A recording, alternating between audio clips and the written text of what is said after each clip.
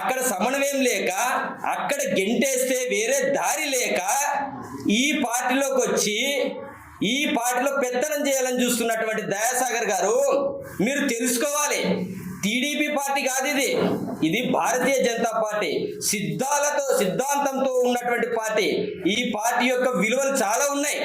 ముందు దేశాయ్ గుర్రాజ్ గారు కానీ దయాసాగర్ గారు కానీ చాలా సందర్భాల్లో నాకు ఫోన్ చేశారు, మీరు కూటమి దానికి వెళ్ళకూడదు, మీరు ట్రాక్టర్ ర్యాలీకి వెళ్ళకూడదు, స్త్రీ శక్తి వందనానికి మీరు వెళ్ళకూడదు అన్నారు. అయ్యా, మీకు ఎమ్మెల్యే గారికి పడకపోతే దానికి నేనేం చేస్తాను?